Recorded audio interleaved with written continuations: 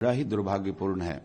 देखिए, ये सदन हो, ये स्पीकर हो या हम विधायक हों, हम सब बाबा साहब और बाबा साहब के संविधान की व्यवस्था के कारण हैं।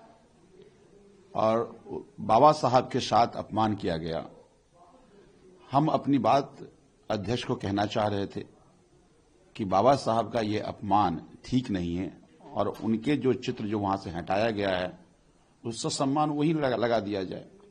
जब नहीं माने तो हम बाबा साहब नारे लगाए, हमने जय भीम कहा। दूसरी तरफ बीजेपी के लोग मोदी मोदी मोदी कर रहे थे, तो हम चूंकि बाबा साहब नारे लगा रहे थे, हमें बाहर कर दिया गया। हम यही तो पूछ रहे थे कि भारतीय जनता पार्टी क्या मानती है कि भारतीय जनता पार्टी अब बाबा साहब से बड़े, नरेंद्र मोदी बड़े हो गए। तो मैं ये मानता हूं कि भारतीय जनता पार्टी का जो नफरत बाबा साहब के प्रति है वो दिल्ली विधानसभा में दिखा। 3 दिन के लिए हमें निलंबित किया गया। क्या अपराध है हमारा?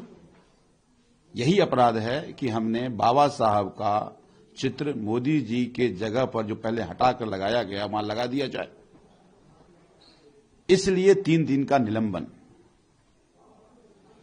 तो जैसा मैं पहले कह रहा था कि किस तरह की नफरत बाबा साहब से, बाबा साहब के संविधान के प्रति है, वो दिल्ली विधानसभा ने देखा।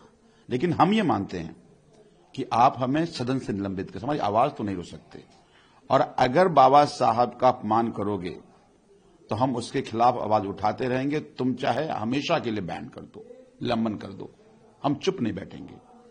क्योंकि बात केवल हमारा नहीं है, आज देश के वो तमाम लोग आहत हैं जो इस देश को, इस देश के संविधान को, बाबा साहब को प्यार करते हैं। तो अगले 2 दिन के लिए आप लोग निलंबित है क्योंकि, तो क्या जाएंगे आप? बिल्कुल जाएंगे, बिल्कुल सदन जाएंगे।